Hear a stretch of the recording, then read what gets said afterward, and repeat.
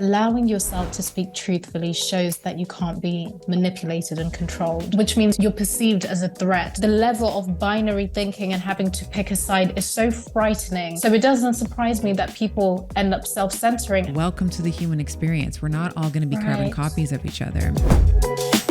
You wrote a letter, which I think has gone viral now. I think it's 8 million or 9 million people have viewed this letter. And it was why I'm breaking up with the cult of wokeness. So I'd love for you to maybe give us a little bit of, first, what that letter is about. We'll make sure that we link it in the show notes. But why you felt called to and compelled to write this letter. What were some of the drivers and the motivating forces that were behind the necessitating this letter? Yeah, so I published that letter, Why I'm Leaving the Cult of Wokeness. I published it in January 2021 on the 1st. And I'd actually been writing it since midsummer 2020, where I was suddenly facing and experiencing so much cognitive dissonance, where a lot of my beliefs were being shaken, a lot of behaviors that I'd engaged in. I suddenly realized how wrong I had been about a host of many, many different things. And to be honest, if I'm to get very specific, the thing that turned everything around for me was the months of BLM, where because of the horrible and very tragic incident that happened in the US with George Floyd, it sparked so many conversations globally around race. And to begin with, and I mean, this was a highly emotional time. And I'm sure most people listening, and probably yourself, you know exactly what I'm talking about when I refer to this. It wasn't just an isolated conversation that was happening in the US or in the UK or in the West. It became a global conversation. And because we were also in the midst of the COVID pandemic, being in lockdown, there was nowhere else to look. You had to look and you had to engage. The only way that people could get their needs met of needing to connect was online. And it was a highly emotional time. And for me as a Black person at that time, I felt that I needed to be angry. I felt that I didn't just need to be angry about how unjust the entire thing was, but I felt that I needed to be angry at white people, that I had to look at white people as the enemy in order for me to be of value to my community, which is just really fucking absurd when I say it out loud. But that's how I felt. And I truly believed that was the right approach. I've never thought in that way in my entire life, but the messaging around that time was so intense and so all-consuming that I found myself parroting things that I didn't actually believe and echoing sentiments that were not true to my heart at all. I found myself pretty much abandoning critical thought and just taking what I was told as fact. And I found myself very angry and full of rage and very resentful and feeling a lot of hate in my heart, which is not by any means a normal state for me to be in at all.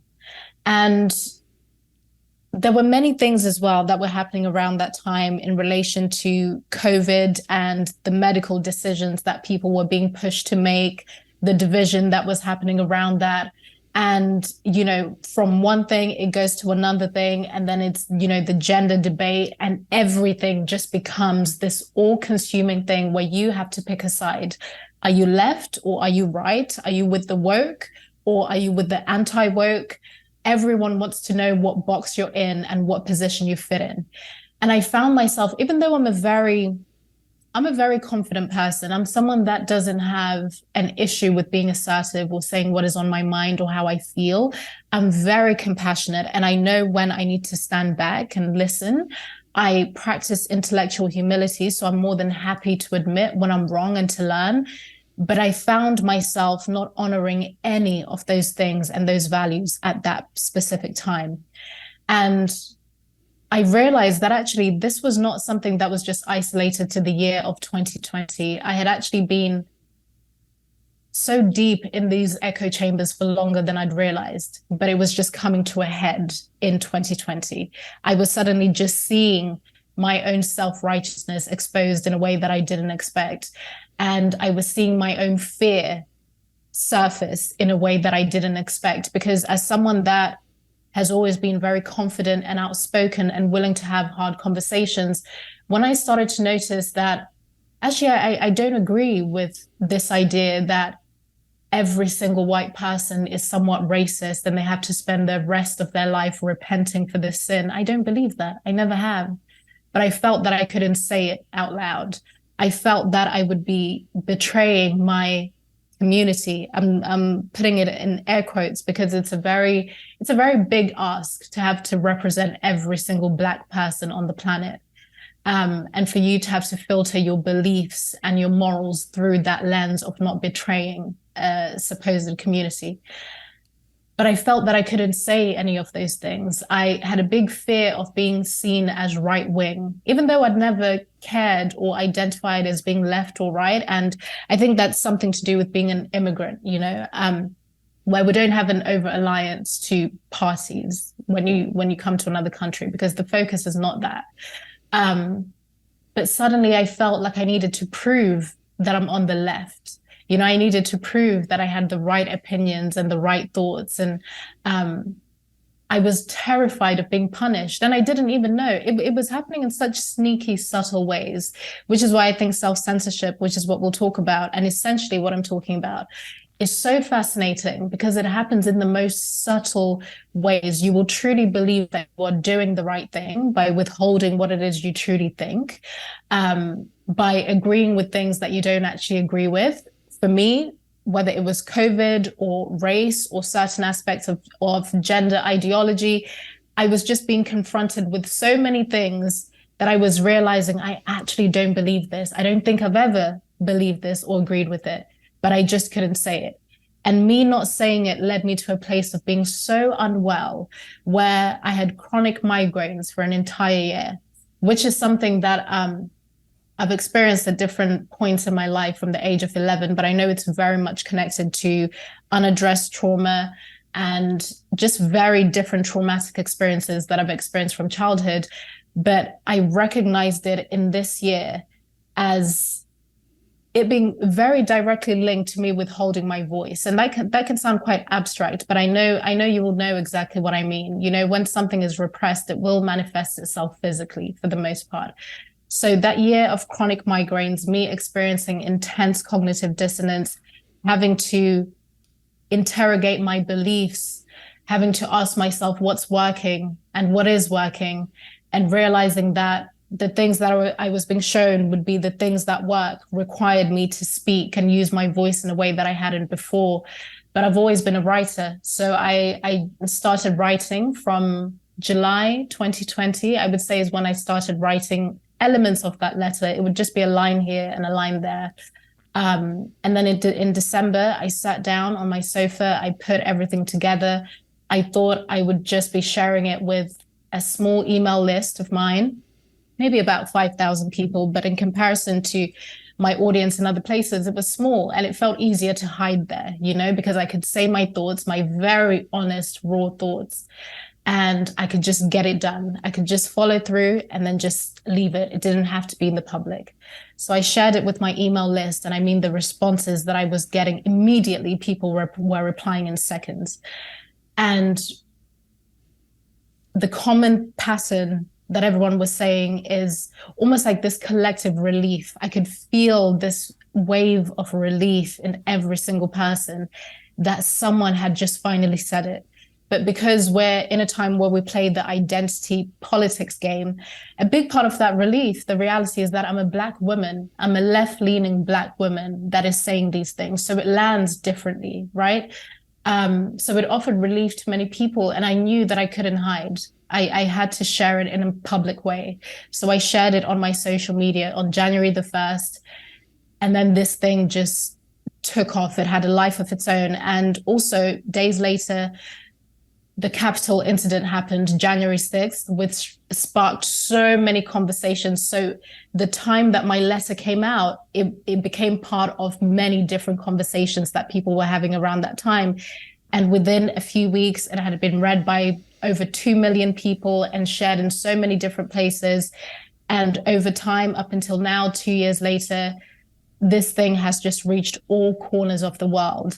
And I think it spoke to a big part of many of us, where we just want relief. We just want to know that, we're not going mad, and we want to remember what the grave looks like, and we don't want to be punished for our thoughts. So that was my journey in discovering my own self-censorship and realizing that it was actually making me sick, and making a commitment to acknowledge it out loud, hiding in the beginning, then realizing that this is not something that I can hide. So I want to talk about the letter itself, but I as you were talking, I wanted to just ask you, because I have found that in moments where I have revealed parts of myself that I had previously decided I was never gonna let anybody know anything like that. I have experienced what I would describe as like a vulnerability hangover.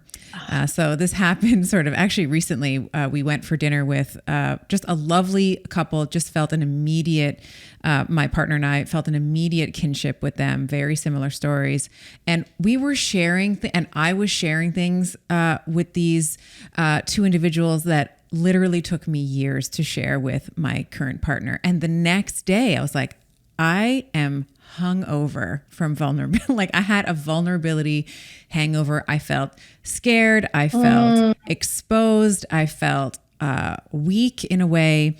And I'm curious, with the, you said this letter has reached all corners of the planet.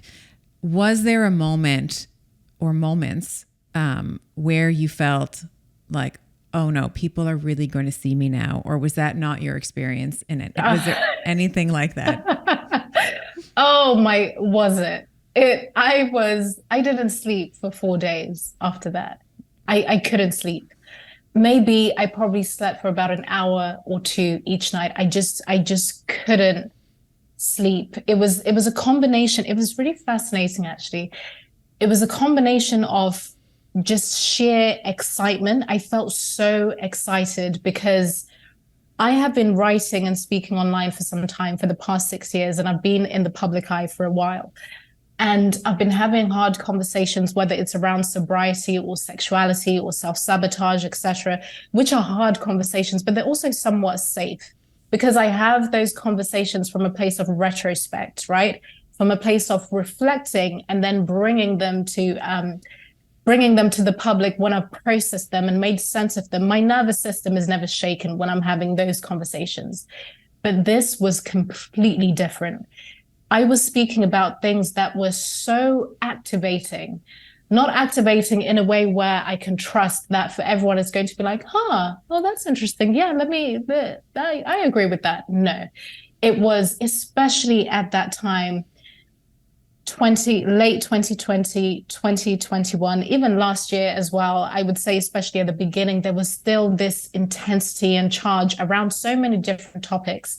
So I was speaking and writing about things that were are very charged and very activating, and things that are constantly in motion. It was not retrospective thinking in a way.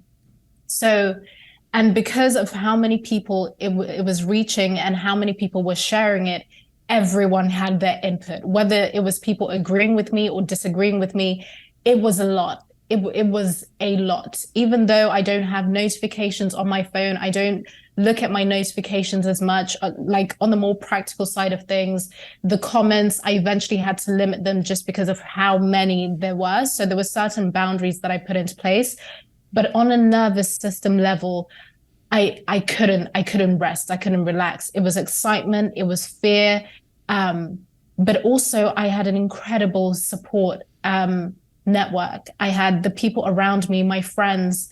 They didn't expect me to write this thing, but they completely resonated and they understood. And my partner at the time, he was very supportive and he was very proud of me. Family members as well. They were so proud of me for writing that. So I think I felt shaken, and I would say, yes, I did feel vulnerable and had that vulnerability hangover, but it was also a combination of so many other things, like excitement, a feeling of expansion, a feeling of clarity, that I'm getting to meet myself in a different way. But I didn't fucking sleep for 4 days. I'll tell you that much. Yeah. And I almost feel like with the excitement and the expansion that you just described, almost like peace in a way. Yes. Because you're like expanding and you're like, I'm almost there. Like I've almost sort of, released some of these shackles that whatever society is telling me that I need to, whatever cloak I need to bear as a Black woman. And that's how I felt after this particular dinner. Certainly it's not as significant as writing a letter that's been read by 8 million people, but I felt like afterwards I was like, you know what? But that's who I am, That's beautiful. And there was like a day or so where I felt almost like a wounded animal. Like they can see me now. Like they know, they can sort of see exactly who I am. And then there was sort of a peacefulness that set in afterwards. I was like, but that's who you are. So I wonder if that expansion that you were feeling was, something like peace or freedom or... Absolutely. Oh, I love that. And I can, as you're talking, I can even feel my body relaxing, because that's exactly what it was. And that word, freedom, I was experiencing a specific type of freedom that I've never experienced in my entire life. Even when I got sober, which is one of the most freeing things I've ever done, I felt a different type of freedom then. But this was so different. It was so different. And yeah, there was peace. I think we have this idea that peace, when you feel freedom and peace, you will just feel very calm and grounded and relaxed. But I think they can present themselves in so many different ways. And it's exactly that. It's exactly that. And it is vulnerable. It is vulnerable to feel it. Can I ask, in that time, because almost everyone I speak to has a very clear and, of course, a unique experience of that time, whether you want to call it the pandemic years or the racial reckoning, what was happening for you around then? Oh, thank you for asking that. Yeah. For me, I think I think I mentioned this to you in the pre-chat. I felt heartbroken. Like for me, it was, and I'll say this because, and this is me coming into my own knowing and my own trust. I always hung my hat on science. It was like, I pray to the church of science. Like if we want to figure something out, we go into the literature and we figure it out. And then we extract that into clinical practice. And maybe that was a tragic flaw that needed to become undone. And I felt, and I'll speak about this from a health perspective, and I can also speak to it from a cultural perspective as well. Obviously, I am not Black. My background is Portuguese and Lebanese, and I do remember in that time someone asking me, "Well, you're a person of color, aren't you upset about what's happening?" And I had never used that term to describe myself before, to be a person of color, and I was like, "Well, what do you mean? What do you mean I'm a person of color?" And she's like, "Well, aren't you Lebanese?" And I said, "Yes, part of my family is from the Middle East and from Lebanon." And she was like, "Well, you're a person of color." And it was almost like this label that I had never identified with. And I was like, "Oh, I guess I am." Like it was sort of in a very naive way. I was like, "Oh, I guess I am." Even though in my own life, I can say that I've experienced, I can certainly recall experiences where my background has been made fun of, there's a couple of instances in my professional schooling because I was, let's say, a darker version of, even though I present as Right. white, let's say, but I'm certainly not blonde and blue-eyed. certainly there's been very inappropriate comments from and behaviors, let's say, from older male colleagues, but that sort of has always never informed my identity. Like I've been upset that those things have happened, but it never became. How will I say it? I never interpreted those as specific to me. Yeah. It was very much hurt people, right? So this is sort of what, I just happened to be in the line of firing, let's say, in those specific instances. From a healthcare perspective, I was heartbroken because there were many doctors many doctors that I knew personally, and then some that I knew from afar that I admired and continue to admire today, just took stances that were more extreme than I thought they might. And I want to talk about self-censorship because I was saying this to you before we started recording, particularly with the vaccine. Yes. I'll say from a professional and regulatory body standpoint, if anything was discussed anywhere, it was almost a guarantee that there would be a complaint levied by, some member of the public, let's say, to your regulatory body. You would be brought under, there would be an inquisition, and you would be either disciplined by the committee. You'd have to, do something. In many cases, people who were speaking out about it were, I know at least of two people that had their license suspended. They were told that they are not allowed to write any exemptions under any circumstances. And for me, that's not science. So this is what was very difficult for me to reconcile, because science is all about asking questions. Yes. And we might come up with a premise. We might come up with a hypothesis about how something works. And then the idea is, well, let's try to take it down. Let's actually see if this thing has legs. So we're going to question it to see if this hypothesis stands the test of time. And you had, and I had never really observed this, maybe because I had just turned a blind eye to it, but I never really saw the political influences that prior to we'll call them the pandemic years, let's say. I had never seen sitting prime ministers, my prime minister I'm referring to in Canada, a sitting president in the US, call the unvaccinated names. I had never seen needing to show proof or, your papers. I had never seen, you talk about cognitive dissonance. And for me, it was very difficult because I did feel like I self-censored in a way because I knew enough about it to make a decision for myself and my family based on our risk level and our ages, and that we had already been infected. We had already sort of contacted. So we sort of had the wild type. The whole family had sort of the wild type, let's say, virus. So there was a kind of a deduction around the need or necessity for it. And in our case, there was no need or necessity because we already had tested positive. We had all the antibodies. Like, why would I need kind of an artificial intervention when we had already kind of contact? But that was seen as tinfoil hat level batshit craziness.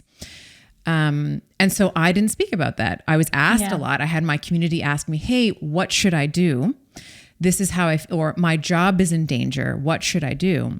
Gosh. And like I was saying to you, Africa, I didn't have the capacity to answer that personal question for them. Yeah. But I do think particularly around an intervention, any intervention that cannot be undone, right? When you think you can't undo a vaccine, right? Like once it's in, right? I think that it's, and this may just be my bias or my conservative, maybe my conservatism, maybe as a practitioner, but I definitely like the idea of waiting until more information is available before making a decision. And that was kind of seen as nuts. Like that was sort of seen as, you know, uncontrollable, you know, wild conspiracy spewing craziness. And so I really struggled. I still struggle. I mean, it's, you know, everyone's going to know how I feel once we publish this, but you know, I really struggled for a long time because there was a part of me that's like, well, I'm not a virologist. I'm not, you know, I've read quite a few books and I understand the mechanism and the science, but I don't have the letters behind my name to speak about this publicly. So I'm not going to. And I recognize that is a form of self-censorship because I mean, that's the brutal, honest, transparent truth. It was very challenging for me because I was asked almost daily about this. I can only imagine. And wanting to support people without understanding the power of my words, right? I didn't ever want to lead anybody astray. And I also think that and this is sort of the other thing that at the time was seen as crazy. I do think that there are subsets of the population, particularly in the aged or when we have metabolic disorder, that they do not fare as well with this particular viral infection in terms of the way that it invades the nervous system and the lungs and things like that. So there is a justification for the vaccine in certain populations. But now what we're sort of seeing is the injury rate, the susceptibility of our beautiful young men, and developing, you know, sort of various heart conditions and whatnot. I think that in some cases, and I even feel myself like changing my words as I want to say them, you know, I feel like we jumped the gun. And everybody, you know, my prime minister called people homophobes, transphobes, racist, and misogynist. And white supremacists, which was very confusing. First of all, thank you so much for sharing all of that so openly, because you are speaking what is on many people's minds and hearts, but people feel so terrified to even say anything. Whether we can look at it as it's 2 years on or 3 years on, it's still so fresh for so many people. And the amount of, one of the most heartbreaking things, to your point, is how many relationships have been fractured by ideology. That's the most frightening thing. The amount of private messages and email and voice messages that I receive from people and have been receiving over the past few years, especially from people in Canada and Australia, where they had just the most took the most dystopian approach. We would be seeing here in the UK where we had our own issues, but I'd be watching clips, you know, from your prime minister and just thinking, this can't actually be real. Is it?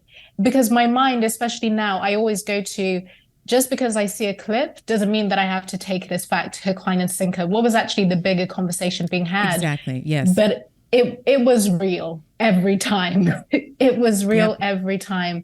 And one of my dear friends, Mark Groves, I don't know if you're familiar with him. I do. I follow him on Instagram. I don't know him, but yes. Right. He has been holding the fort for these conversations for such a long time.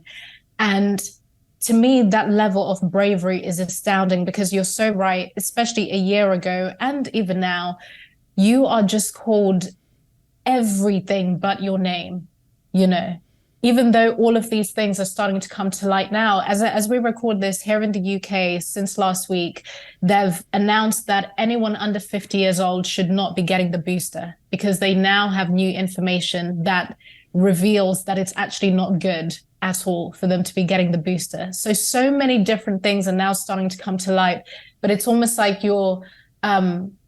we're supposed to have this collective amnesia to forget that we were trying to have these conversations before. And it's so difficult, because these are very these conversations are had in such a binary way where you're not allowed to acknowledge that, yes, it can actually work. For example, my stance, my personal stance, I have so many family members who work in the NHS. So they've been on the front lines. They've seen the damage that COVID does from the very beginning. Yep. But they also understand that not everyone needs to get the vaccination. And pretty much most of my family is in the medical field. They're able to hold those multiple truths. So I'm lucky in a way that in my decision to say, actually, no, I'm going to wait for a while. I don't know how this impacts me on a reproductive level, and I want to have children. So I am going to wait until there's more information around that. A lot of the women in my life who've had it, up to 6, including my clients and people I know, they ended up having 3 periods instead of 1 in a month. So many different things were happening, which led me to stand strong in my decision not to. But I find that the level of binary thinking and having to pick a side is so frightening. So it doesn't surprise me that people end up self-censoring. And I think when we talk about self-censorship, which is in its simplest form, it's when you withhold your true thoughts, your opinions, and your ideas and how you feel. And the driving force for self-censorship is fear. It's not driven by anything else. The driver is fear. The fear of being misrepresented, if we're going to use the language we use today, the fear of being cancelled, the fear of being publicly shamed, publicly humiliated, the fear of loss, losing your job, losing your social group, etc., etc. Fear is the driver.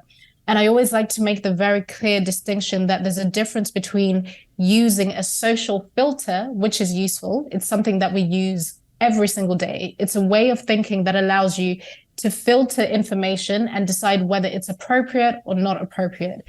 Maybe it's not the right audience. Maybe it's not the right time. Maybe it's not the right conversation to have in this particular group or with this person, but you can have the conversation elsewhere. For example, I felt very strongly about what was happening medically around COVID in general, about how our government handled lockdowns here in the UK, about the vaccine and the fear that was being instilled in people, and the 60,000 NHS staff members that lost their jobs when a few months before we were clapping for them every single Thursday at 8 p.m. I felt very strongly about those things, but I knew that publicly, it's not a hill I'm willing to die on. Because in the work that I do and the message that I want to put out and the conversations that I want to have, that's just not a conversation that I want to be having publicly. But because I'm a writer and a thinker, and because of the work that I do, what is the bigger message? And if by saying this, you might be able to spot it in my work. Even when I want to talk about specific things, I won't talk about the vaccine. I won't talk about race extensively. I'll think of what is the bigger idea? Is the bigger idea division? Is the bigger idea the polarization we're seeing? Is the bigger idea loss of critical thought? All things that can apply to so many other things. And I find a way to have the conversation I want to have in a different way. And then in the specifics, I will speak to my friends and the people around me and people like Mark and other people about the specifics of COVID. So I think that's me applying my social filter. That's not me self-censoring, because I don't think every single thing needs to be said on every platform at all times. So I like to remind people that there's a difference between self-censoring, where you're withholding your thoughts and opinions because you're afraid, versus using your social filter and saying, actually, either it's not worth it, or I don't know enough to have this conversation right now, or maybe I need to tune into other people that are having these conversations so I can feel a little bit more confident about my position before I do it. So having and using your social filter is grounded in confidence and an awareness and a knowing. There's no fear around that, because I don't think everything needs to be said. I think you have to be, it's risk analysis, right? What am I willing to risk? What are my tolerance levels? So I think self-censorship is really a different type of beast, because even the most confident and outspoken people found themselves being so terrified because there were actual consequences for it, and because it wasn't irrational. There was a price to pay at a certain point in time, and still for saying what it is you really want to say. But I found that sometimes you can say what you need to say in a different way. Maybe not in the way you initially think you need to say, but there are ways. I think what's beautiful about that is that you're able to chunk up, right? So you can, instead of saying Yes. like, let's not talk about the vaccine right now. Maybe we all have COVID fatigue and we just want to get the hell on with this, but let's just chunk up to the bigger idea. And then when you talk about sort of the broader topic and you can kind of dissect, is there nuance here? Is there critical Yes. thought? Are we being asked to choose pro this, anti that? Or are we being asked to take a side?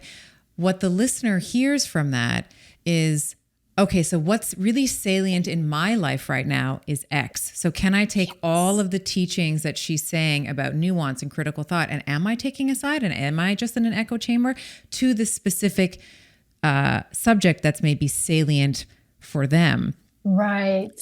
Yeah. And I think, sorry, please. No, the only thing that I was going to say that jumped up was that and that approach is more timeless. It has no expiry date. Yes, I love that.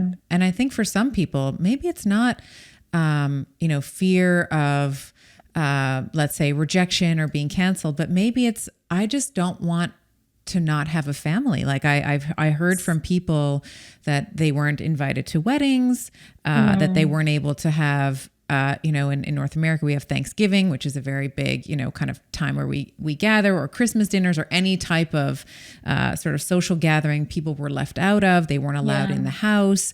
So it might not be, hey, I'm an activist for racism. It's like, I just want to see my aunt. Right. Right. Yeah. And that's more the common story. Yeah. And I still grieve for those people, and maybe that's me still trying to sort things out in my own heart. But that was probably the most difficult, because I think initially I would think I was angry initially. So I was heartbroken and angry. So you mentioned fear. And one of the things I know about, at least my own anger, is usually it's, if I just sit with the anger, like, where is this coming from? There's usually a fear there. Like, I would get upset when I would see people in a car wearing a mask. They were by themselves and the windows were rolled up. I was like, look at this person. Look at this person. If I just could, and then I was like, why do I want to tell this person about the particle size of COVID versus the particle size why do I want to talk to this person about that? And I think that, part of that was my own fear around the masks never going away. Like, everyone was going to wear masks until the end of time, and I would never see someone's full face when I was interacting with someone. I found it difficult enough to speak to someone behind a plastic thing, and they had a mask on, and I could barely understand them. And usually I would just look at someone's mouth if I was, just look at their expression to kind of read what they were saying.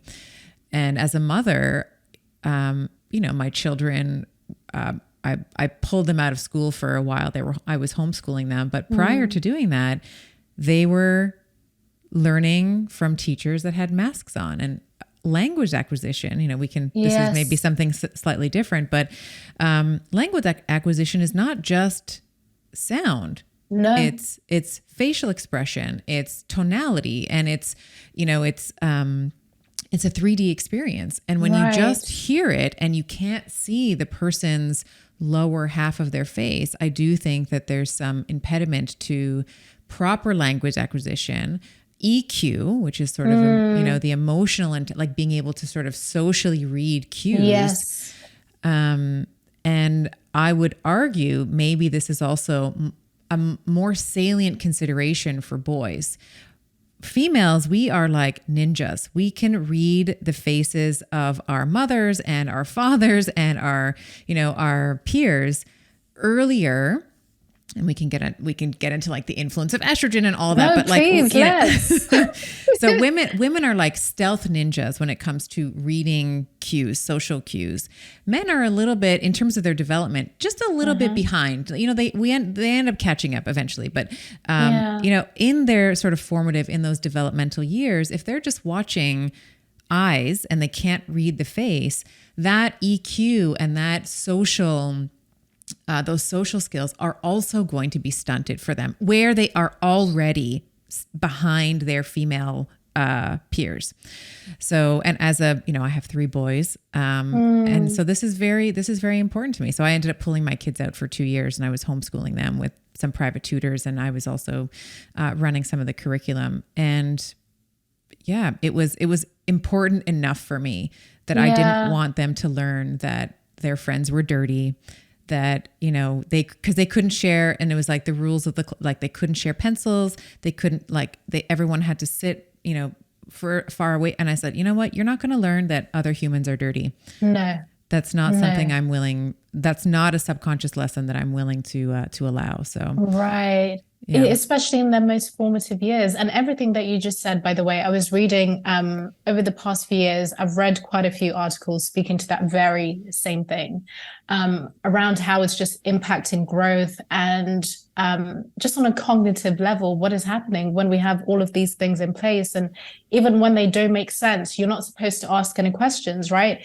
For example, the fact that I can go into a restaurant with a mask and then I can sit at the table and take it off and chat, and we can do all of the things. Then if I want to go to the bathroom, then I get up and put it back on, because COVID is watching and saying, okay, Africa's at the table now, so we don't have to, you know, she's only 3 feet tall now, so we're not going to get her. Yeah. We're not going to get her.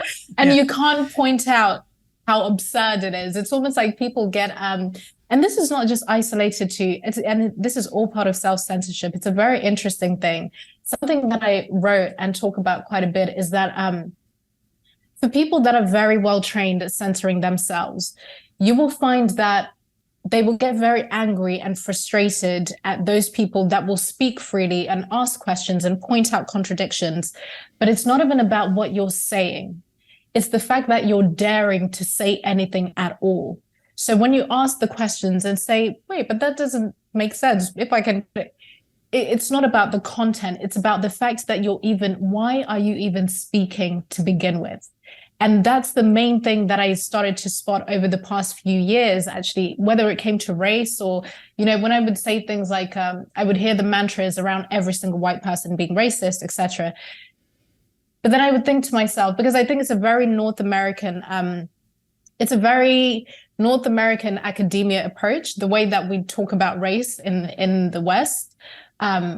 Because in other continents and cultures, it's spoken about in a very different way. For example, it's not race first, it's tribe first. So I'm right there with you when you talk about never have thinking about as a person of color. I absolutely detest that term.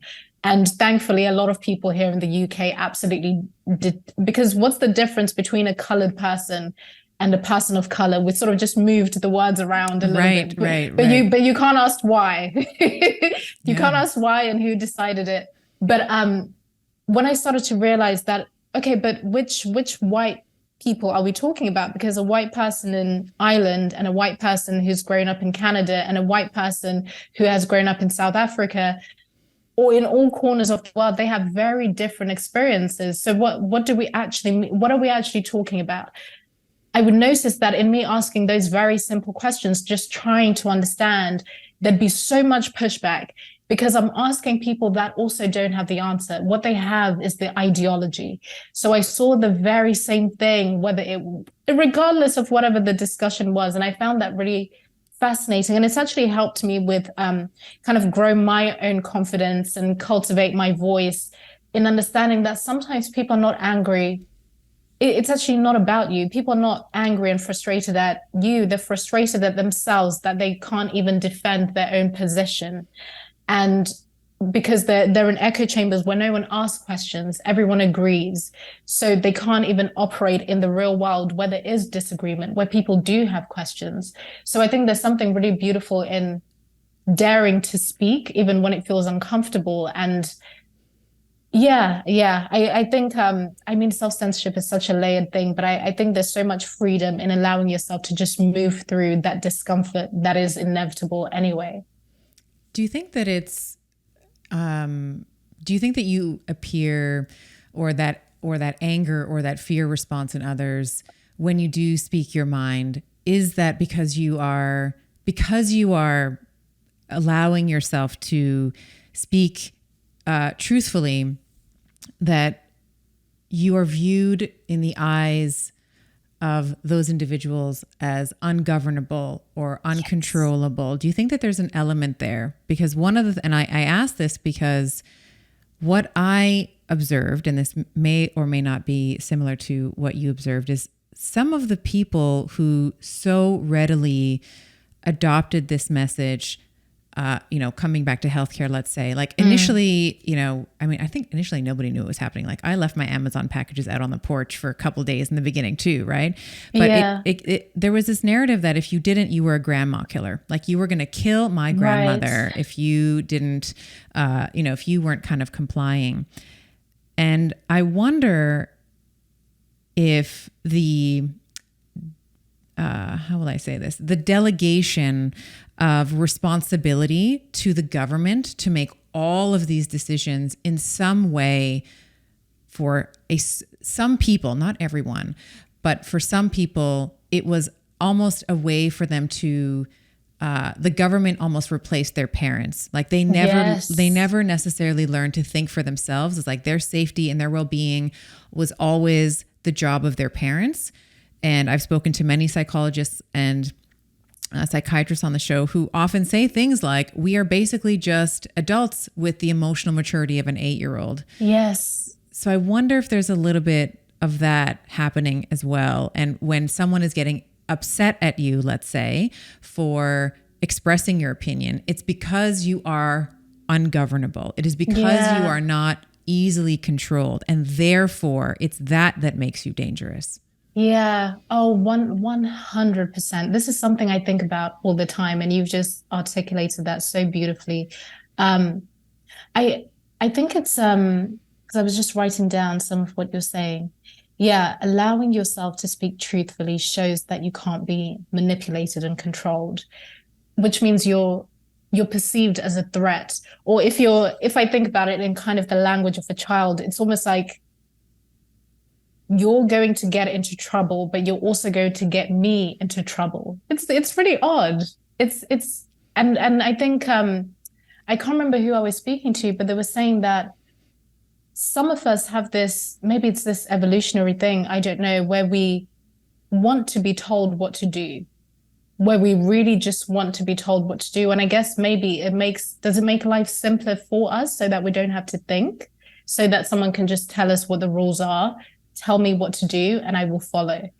And maybe when other people then don't, it sort of threatens their sense of safety in a way that maybe we can't even intellectualize or explain. But yeah, I find that's kind of what it is. You just you're a threat, in whatever way. But like many things, I don't think it's a conscious thing. People are not consciously aware of that. It's kind of this unconscious programming that is always running. But the past few years has really highlighted that a lot of us would turn on ourselves and each other in a heartbeat. in a heartbeat. And I think that can be one of the most frightening things, because like I was saying, in the first months of lockdown and even in the first half of the year, every Thursday at 8 p.m. everyone comes out. And I think it was a global thing that was happening, but here in the UK, Thursday, 8 p.m., everyone would come and clap for the NHS. People were asking their neighbors, can I get you anything, on my one walk that I'm allowed in the day? There was kind of this, we're in this together. We're in this together. There was really that, right? And just once the messaging on TV shifted and the messaging in the news shifted, in an instant, you really saw people as it's almost like you saw us as the animals that we truly are. What happens when we truly go into that mode of survival, and what do we truly value? Because as I speak to you and as I share my story, I'm reminded that the past few years have showed me just how much I value freedom, just how much, because I think it can be nice to say you value certain things like integrity, freedom. It's nice, isn't it? To say, yeah, I value these things, but to actually embody those values and to allow them to be expressed is so difficult sometimes. And the people like Mark and other people really showed me what it looks like to embody the value of freedom, and to speak up for other people, to also speak up for yourself, even when people will call you crazy, even when, as I said, people will call you everything under the sun but your name, and you still stand so firmly in integrity. I find that also to be very useful and inspiring in me cultivating my own voice. And I'm also just glad that I was shown in the past few years that, yeah, I was shown who I really am. I was shown who I really am. Yes, I was shown my shadow in that in order to be safe, I found myself at different points feeling that I had to agree with things that I didn't think were true. But I quickly noticed what that was and I changed that behavior, even though it was very uncomfortable to do that. And that showed me just how much freedom is important to me. So I think the past few years have also been beautiful because they've shown me what I truly value, not in a romanticized way, but through actual action and my response to things. And I can see that in you as well. Yes, thank you. I think, in terms of learnings, at least that, you mentioned where we first were all clapping for our healthcare workers and, in our neighborhoods, we would see pictures that children had drew and they would put them in the window and like, thank you, front care, frontline healthcare workers. And so we would see that. And, as you mentioned, how quickly things seem to disintegrate from there without much questioning. I remember my children coming home from school, and when we had sort of put them back in last year, and all the kids were asking like, how many shots have you got? Like, when are you going in for your next one? Or like kids were, yeah. So kids were like all the kids knew who had and when, and, oh, I'm taking next afternoon. Like I'm not going to be here tomorrow, miss, because I'm getting my second, vaccine shot. And like, oh, good for you. Like everybody, so, that was a little challenging, to navigate because there were, kids were being bullied and being teased for not being able to display, let's say, those badges of honor. And I think for me, and this is from a teaching that I acquired from Jordan Peterson, which I wanted to touch on briefly, which I love. And I'm paraphrasing him a little bit. And I know he's a controversial figure for many. I can speak to, because he's from Toronto, and I remember first hearing about him from a coworker, and the way that he was being described, he sounded like he had four horns, and like he sounded like this, and six. Six horns, and hated women, and was, so I remember, and we'll talk about this a little bit in a moment, because I too was like, oh, actually, I find myself agreeing with a lot of what he's saying. One of the things that he said in one of his lectures, or he said this multiple times in multiple interviews, is if you are out of touch with your capacity for evil, something, I'm paraphrasing, it's not exactly what he said, but you are an incredibly dangerous person. Because I think there was a lot of, we'll say, virtue signaling. I have my second booster. I have a sticker that says I just got vaccinated. I, have a black square as my profile picture. Whatever it is, which I think is admirable in a way that you are trying to move society forward in the best way that you see fit. However, if your opinions now are, if you are not with us, you are against us, and coming back to this like cancel culture, and you are you wear tinfoil hats, or you're a quack, or you are not anti-racist, which is a new term, I think. I don't know if I ever heard that term before 2020. Then somehow you are a dangerous person. And I liked the reframe that Peterson put on this, which was, you have to be in touch with both your goodness and your badness. Because if you are not in touch with your capacity for badness or evilness, or your shadow side, many words for it, that is what actually makes you dangerous. And if we sort of reflect, at least on the last couple of years, where we see videos of people screaming at each other, and we see, just the worst. And I know, social media sometimes is one of the worst neighborhoods to sort of walk around in, because everything seems so amplified there. But I think it's really important for everyone listening, and maybe I would love for you to expand on this, to get in touch with, like, what are some of the dark corners of your personality? Because when you meet that person, for me, it's like the sloth. Like, I ran away from the sloth because I was like hyperachiever. I am not lazy. Like, that was like the most scary thing for me, is like, for me to take off a day, right. Very difficult. And my anger, like, I can get very, very angry at things, but to not acknowledge those parts of you, that you are angry, that you have, as a female, that you have rage. I mean, that's another sort of female lens. Like, women are always supposed to be like, how are you, Africa? I'm great. Yeah. How are you? It's like my whole life is unfurling behind me like a ball of yarn, but everything is fine. I think that's really, what are your thoughts on that? Oh, I love that. I love that you bring that up, because that's one of my favorite teachings, actually, of Jordan Peterson's, and generally, because I think it's one of those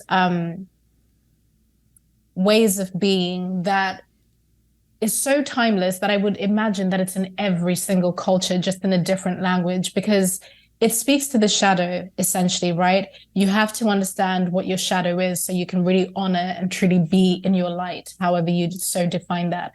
But that language that he uses, and I really like the way that he uses language, of, if you're out of touch with your capacity for evil, you're truly, or more likely to be, a dangerous human being.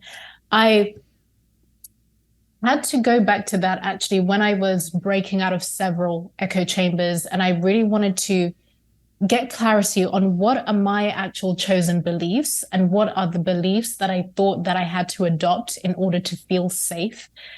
I had to remember what life was like for me before getting sober, which was 6 years ago now.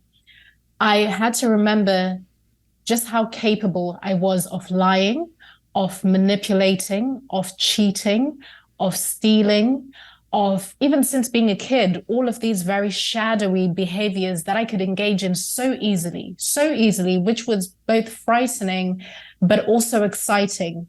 Because this idea of getting away with things and no one will ever have to know, having that as a child, it's a very kind of addictive thing when you can lie to someone and they have no idea that you're lying to them. There's something about it there. These things that always just came through me when I was a child, and I really had to look them in the eye when I got sober, and had to get very honest about them, had to speak to family members to understand how they experienced me. So for context, from when I was 14 years old up until I got sober at 24, I was a blackout drinker, a binge drinker.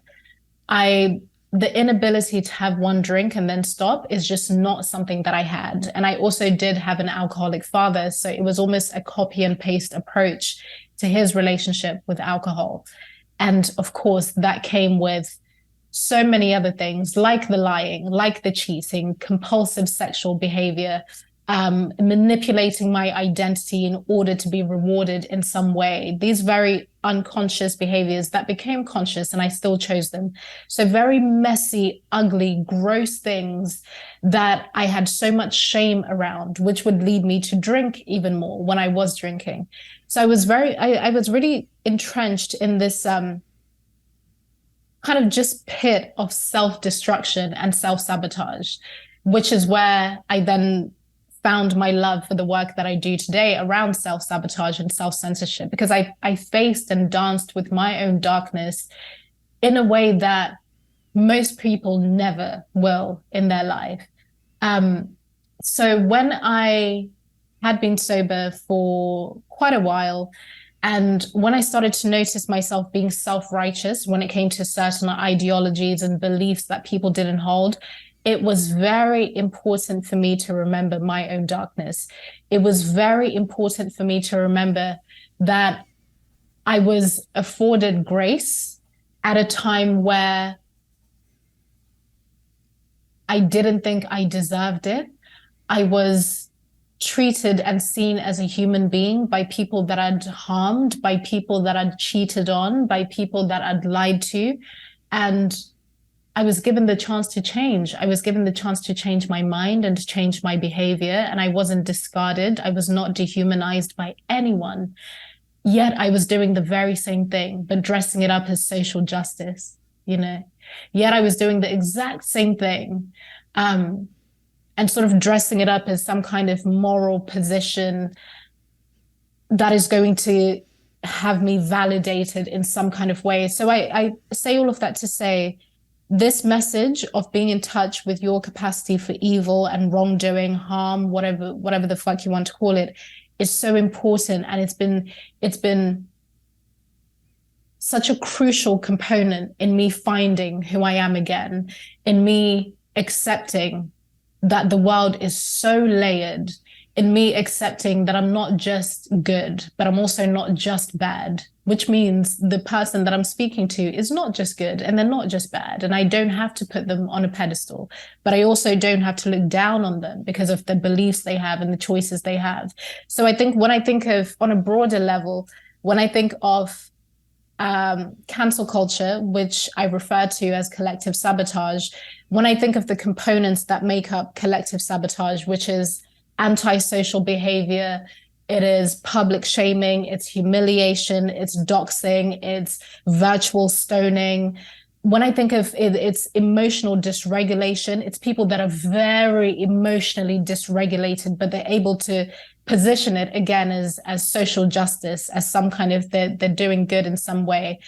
I always try to show compassion to that because I realize that for the most part, it's people that haven't truly acknowledged their own capacity for evil. So they genuinely believe that they're contributing in some kind of useful way. Not everyone, of course, but I mean those people that shame others into making certain decisions, people that don't want you to ask questions, so you disrupt this echo chamber. It's people that genuinely believe that they're doing the right thing. And a lot of them are so afraid because if they agree with you, they will also get punished by the mob. So it's kind of cancellation by proximity. A lot of people agree with a lot of the things that we're saying right now, but to agree with it feels like a betrayal, you know? But yeah, I've so many things that I've put forward there, but that quote from Jordan, or even just that line of thinking, has been so important to me. And he is someone that I discarded right away because of how he was introduced. I always say to him, you know, that I wish I'd come across his lectures first. You know, it makes me so happy that we have that amount of gold that is so readily available on the internet. And I mean, his musings, my favorite timeline of him is him in those classrooms, just so passionate and just going into these streams of consciousness and not holding anything back. There's no scarcity with the knowledge, you know. I wish I'd come across that first, but I didn't. I came across a out of context clip. I was told how I should feel before I even watched it and before I could even make up my own mind. I was told what I'm going to think. I was told who he was. So I rejected him completely, ideologically and in any other way. And came across him again and his work in that time when I started to think, hold on, I have been sick emotionally and verbally and spiritually for a few years now. There must be someone out there that is speaking to this, or there must be someone that can help me just break out of this trance, which was so debilitating. And his work was something I came across. My partner at the time told me to watch something, and my entire spirit, Stephanie, resisted it. I didn't want to like it. I didn't want to accept it. I didn't even go into it in good faith. I was open because I was so sick that something needed to change, that I was willing to take fucking anything at that point. But I was not open to him, but I trusted my partner. And I was just waiting for that moment where I could say, see, so I could, you know, justify me dehumanizing him and discarding him. And I was watching so many different things, and that the moment that I was looking for just never came. It just didn't come. I agreed with almost everything. I could take what I needed, um, and just leave whatever didn't resonate. But I didn't see this evil person. In fact, I saw a very sensitive man who cares. He truly cares. He doesn't want to hurt anyone, regardless of whatever character he might play at times, which I don't so much agree with, like his character on Twitter. And these are things that I tell him. But he cares. He really does care.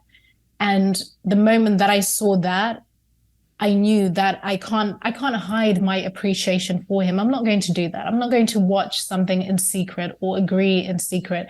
And getting the opportunity to speak to him, which is just unheard of, something that I didn't even expect, allowed me to further free myself, because it's not every single day that you get to sit with someone and you get to be very honest about how you experienced them in the past, and you share with them how you experience them now.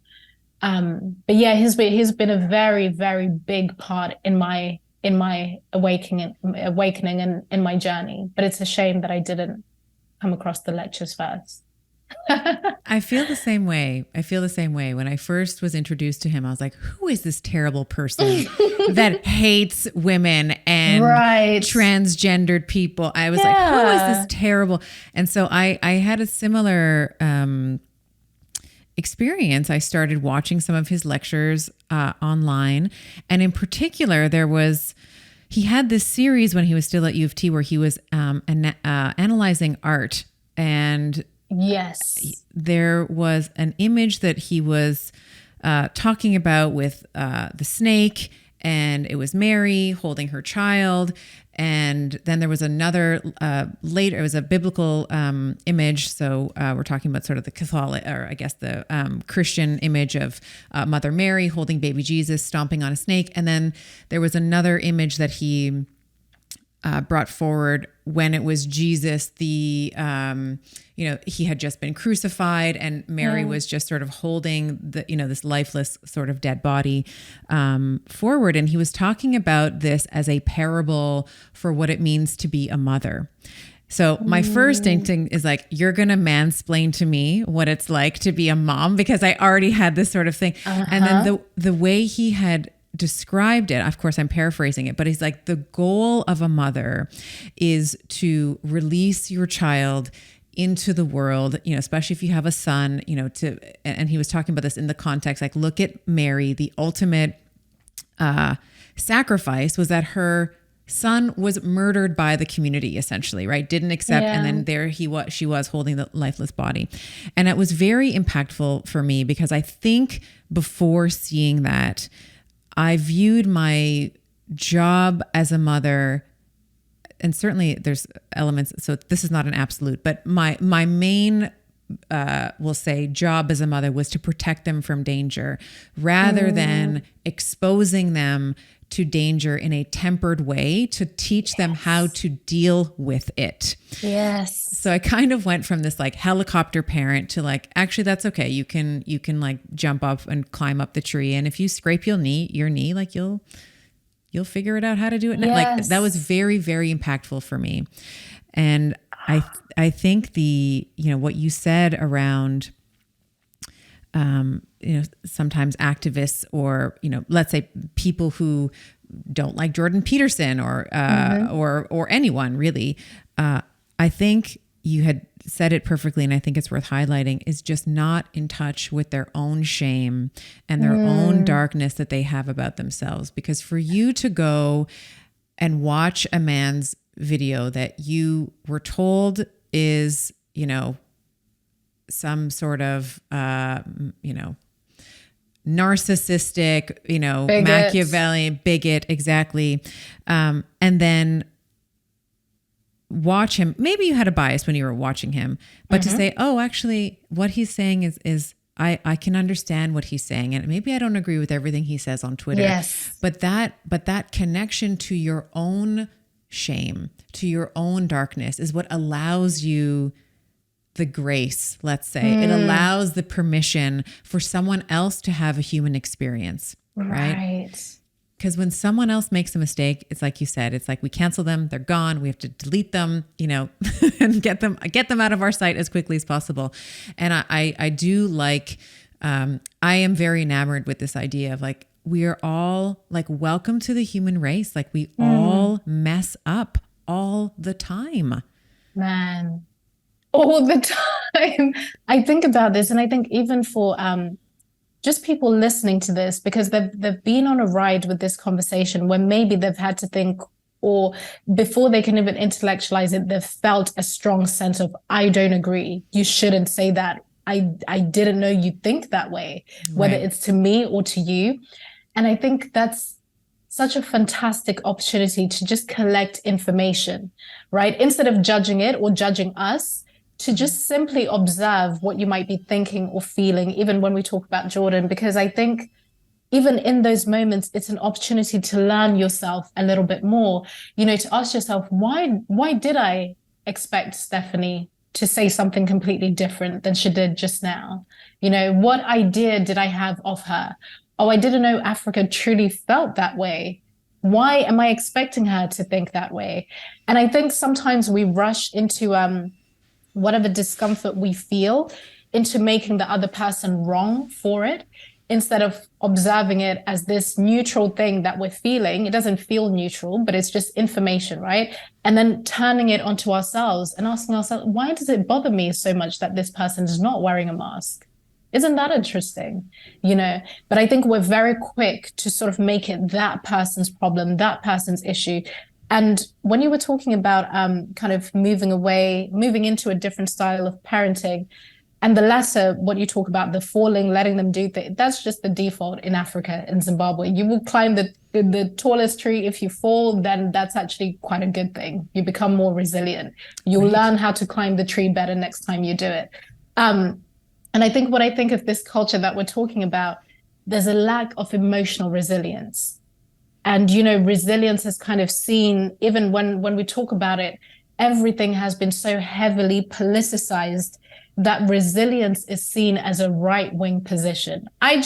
Sometimes I laugh at these things because it's just mind-blowing that we've come to a point of just banishing all conversation and trying to find solutions because we've politicized everything. But I do think in those moments where you feel uncomfortable and you're confronted with a worldview that contradicts yours, but for whatever reason you expected the other person's worldview to match yours, I think it's an opportunity to really cultivate resilience and to just get curious, to just ask yourself, why do I feel so strongly about this? Or why do I find it difficult to accept that I agree with one thing, but I don't have to agree with every single thing that is said? But him and many other people have been really huge in helping me to cultivate emotional resilience, I would say. And I like the idea of asking more questions. Like that's Yes. so attractive to me. Like, oh, Yes. she's pro whatever. Why? Why is she like that? Why? Maybe I never expected Africa or Stephanie or Yes. whomever to have that opinion. Why might they? Why? And, Right. I call this like the toddler inquisition, like I remember when my kids were young, it was like, why is the sky blue, mommy? And I would like try to explain it and like, but why? But why? But why? But why? And it was like, why can't we? I think that's a beautiful practice as an adult to get curious about our environment again. Yes, to get curious about our environment again. And if there's any one thing that anyone would take away from this conversation, and I think that's something that I'm going to just take, it's just that curiosity, to allow ourselves to have it. And something that I always say is that understanding does not mean acceptance. And I think that's also a very freeing mindset, right? You can understand, but it doesn't mean that you accept it. How freeing is that to be like, yeah, I understand Jordan's position. I understand why Steph feels that way. I understand why Africa feels that way about race and the term person of color. I might not agree, but I actually understand it. So you get to still fulfill your own value system, your own, whatever it is you think, and still honor the other person as well, because both things can coexist. So that's been useful to me. Understanding does not mean acceptance. And then you're not a function of the algorithm anymore, because that's what I think, when you think about the algorithm, it's like, we want to show you more and more extreme, let's say, views, because that's what we think you want to see, Yeah. And I love that you can say, okay, I can understand that and I don't accept it. And Right. you can still come to my house. You know, I'm still going to give you a cup of sugar if you've run out, and it's fine. You know, this is again, like, welcome to the human experience. We're not all going to be carbon copies of each other. I wanted to ask you, I was listening to your podcast this morning. I was on the treadmill, and there was one thing that you said I wanted to make. I think this is the perfect place to bring it in. You were talking about the new year and how you were not going to sort of buy into this idea of like rush and having to do everything now, and this sort of very quick, the Uber Eats, we'll call it, culture, where it's like, Yes. I'm not going to make a meal. I'm going to order it and it's going to be here in 20 minutes. You talk about this idea of lowering your expectations, but keeping your standards high. And I just loved that so much. That I think that's actually been the way you articulated it was you put words to a lot of my feelings, let's say. And we've been talking about this conversation around, how let's say I felt, heartbroken, or I felt let down by people. Yes. Like, all right, well, my standards are still my standards, but now my expectations for the individual might have shifted. I wonder if you could expand on what it means to you to lower your expectations, but to keep your standards high. And you might have heard me in the episode when I said it, I was like, "Ooh, Africa, that's good." You're like, I need a sip of tea right now. We're just going to have some tea. Like, we need a sip of tea right now. We're going to take a break. Wow, Africa, that was really good. It spoke to so many different things, Stephanie. I would say the biggest area where I've received that lesson was in my relationships, my romantic relationships, where I realized that I have very high standards in terms of my values, in terms of how I hold myself, in terms of how I hold other people. But I realized that some of the expectations that I had, which are tied into those standards, were just not feasible for certain people. In romantic relationships, especially, is where this was highlighted. And I went through a battle of asking myself, do I need to lower my standards? Are my standards too high for what I desire, for the kind of life that I want to live, for the kind of relationship that I want to have, for the future that I want to build with this person? Do I have to lower my standards? And then I realized that actually, no, none of that has to change. What I expect and how I expect those things from that person, that's where the adjustments have to be. And there were very hard conversations, but very beautiful conversations that I had to have with my partner around that. And it was so freeing for both of us to bring our standards to the table as individuals, but then to talk about the silent agreements and expectations that we'd had of each other that meant we couldn't have those standards fulfilled in the way we needed to. And that was a huge light bulb moment for me, because it led me onto a path of trying to figure out where else did I have silent agreements and expectations that were unspoken, or expectations that were just unrealistic for that situation and that specific context. And that's what led me to speak about it in terms of this idea of starting the new year strong, where I have all of these ideas that I want to execute and things that I want to do and levels that I want to get to in my business and in my profile, in the work that I do. And realizing that, okay, all of this is driven by the high standards that I have of myself. And I don't want those standards to drop. I want to do things very well.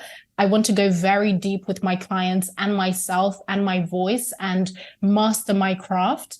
But because the expectations that I have of myself to do it by this date, to make sure that it reaches these stage and these metrics, that's actually not giving me any sense of freedom. So I can adjust those expectations, even lower those expectations, even get rid of those expectations without sacrificing my standards.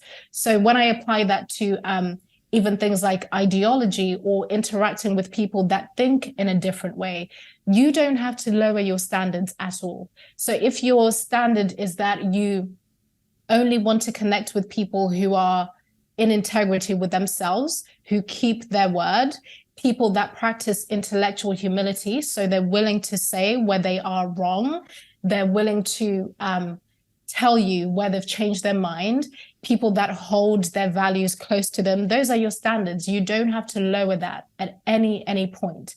But if you find yourself, because of those standards, expecting Stephanie to echo your opinion, expecting Stephanie to be in agreement with the things that you believe are right, expecting her to speak in a certain way, expecting her to only value certain types of thinkers instead of others, that's where you will find that your expectations are going to continuously lead you into a place of disappointment. So you don't have to get rid of your standards, but you are going to have to adjust your expectations. So that's how I sort of use that philosophy in my life. And I find it to be very freeing, and it can apply to so many different things. And you know, it's like you were saying before, you can understand someone. It helps you better understand someone, and you don't have to agree with them. It's kind of the same energy there. It's like you are completely entitled to act and do as you see fit, and so am I. And we can still, like I said, I'll still have a cup of sugar for you, Yes. you know, if you need it for baking or eggs or whatever. I'm not going to call the cops on you. I'm not going to be, you know, I know the Brits have like a really funny, like, I'm not going to be a curtain twitcher, you know, it's like, I'm not going to be just like watching what you're doing, you know, it's like, I'm going to just allow you to kind of do your thing. You want to eat red meat? Great. I'll have my red meat, and you can have whatever protein source you like, and we can all still get along, because it is so, it seems that it is very lucrative to keep us divided. It's like, you know, it's like, for sure. As parents, you know, you have 2 or 3 kids, and what do we say to each other? Divide and conquer. It's like, we got to split up, and we got to get them. We got to kind of get them where we want to go. And I would say that, you know, expanding that to a populace and a government potentially, maybe that's a strategy that also works. Right. Agreed. To keep us divided is kind of easier to, let's say, control than it is for to look at sort of the numbers in aggregate. If we're all like, actually, it's okay that this person is vegan, and it's okay that this person is a meat eater, and it's okay that this person is pro-life or pro-choice or whatever, you know, all the different choices. It's okay that we're all like this, and we're not gonna lynch. I agree. And the thing is, something I always think about to that point is, whether we accept it or not, it's just the way things are that people feel differently. And when I say this out loud, it's like, yeah, no shit. We all know it. I mean, it's no big secret. Even in our own, when you zoom in, this is how I also like to think of it. If you have siblings or family members, you all share the same blood and the same name, but you're all so different. You disagree on so many things. So why do we get onto the internet and we start to believe that everyone needs to mirror our worldview? And when they don't, it shocks us, and we have to respond in this really charged way. I think when you sort of zoom in into the reality of what is, it's then easier to accept. And you're so right. Division just, it's stupidly lucrative. And this is all something we know, it's something we see. But I believe a part of that antidote, we have to really start small. It doesn't have to be a big, audacious act. It doesn't have to be something that changes overnight. It's just in your daily interactions where you practice accepting the differences, where you realize that understanding does not mean acceptance. So when you take that on as a mindset, where can you start to actually practice it on a day-to-day level? Just simple little things.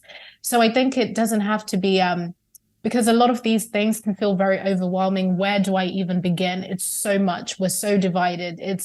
That's why I was saying before that I typically say no to a lot of conversations and interviews unless I know that it's going to be from a solution-focused place, not just something that's going to preach to the choir and get people riled up and there's no actual solution.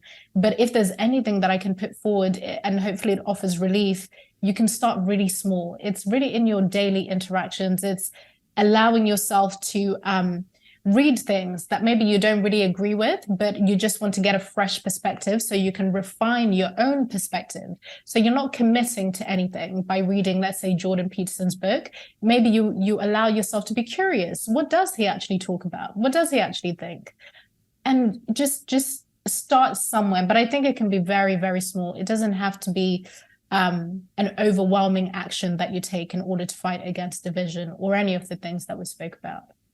Beautifully said. And I think even just, I think as a woman, a man, woman, you're just different even day to day, Yes. I mean, even our own opinions can shift just based on how much sleep you've had and how much stress you're kind of dealing with at the time as well. So your own capacity for understanding and empathy and grace that you show is going to shift even within the individual. So I think, you're talking about starting small, and I love the idea of maybe just even starting to notice how you shift day to day. A woman, I talk a lot about, yeah, thank you. I talk a lot about women, how we're kind of different emotionally and physically and chemically over the course of our menstrual cycle. And it's like, why don't, I'm almost at bleed week now. So I'm right about to start my period. Right now. Yeah. All right. So there's you're just a little different, right before you bleed, there's a little bit more emotionally salient signals are a little bit more salient to you. And I think this is a really beautiful time to listen as to why those things are so salient. So, I know there was many things that I didn't. I'm just looking at the time here. I cannot believe we've just passed 90 minutes together. I don't know how that happened. We'll do a part 2.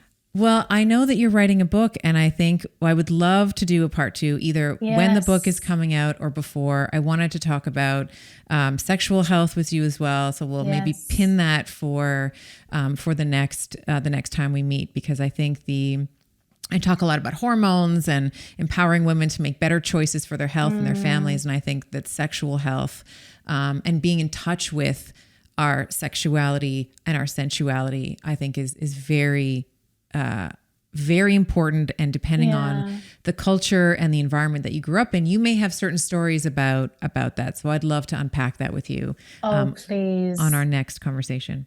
Please, I would love to. Yeah, I would love to even just dedicate a focused conversation to that, because in speaking about self-censorship and self-sabotage, the past few years has showed me actually that I've experienced these patterns of withholding in so many different ways.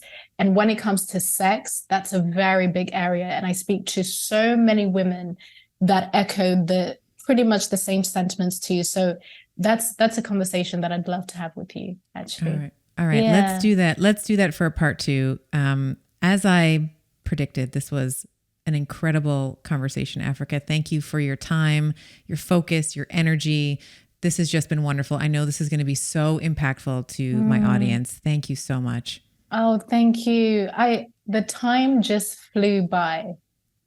I have so many notes here. We're absolutely going to have to do a part 2. Thank you so much. And your perspective has just been so refreshing. And I really want to learn more. I want to learn more about you and your work and even your audience and some of the conversations you have. So to be a part of this has been an absolute honor.